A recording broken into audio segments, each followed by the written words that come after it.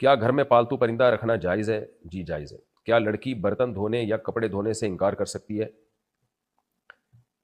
برتن دھونے یا کپڑے دھونے سے انکار بڑا مبہم سا سوال ہے۔ گھر میں جب رہتے ہیں تو سب مل جل کے کاموں کو بانٹ کے کرتے ہیں، تو اگر کوئی لڑکی کسی فیملی میں رہ رہی ہے اور گھر میں کام تقسیم ہے، سب نے کام کرنے ہیں تو اس نے بھی کرنے ہیں۔ اور اگر کوئی بہت مالدار گھرانہ ہے یا لڑکی کوئی بہت ہی کوئی شاہی خاندان سے آئی ہے جن کے گھروں میں رواج ہی نہیں ہے کام کرنے کا، سارے کام نوکر چاکر کرتے ہیں، تو پھر یہ بھی انکار کر سکتی ہے۔ لیکن دو متوسط درجے کے گھر ہوتے ہیں، دو درمیانے درجے کے گھر ہوتے ہیں، ان میں تو لڑکیاں گھروں کے کام کرتی ہیں، مرد باہر کے کام کرتے ہیں۔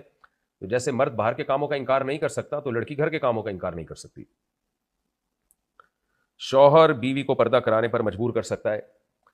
شرعی طور پر شوہر کو یہ رائٹ ہے کہ وہ اپنی بیوی کو پردہ کرانے پر مجبور کر سکتا ہے، لیکن آج کل ہوتا یہ ہے کہ آپ کو پہلے سے پتا ہوتا ہے یہ لڑکی بے پردہ ہے، پردہ نہیں کرتی، پھر آپ اس سے شادی کر لیتے ہیں، پھر سختی کرنا شروع کر دیتے ہیں۔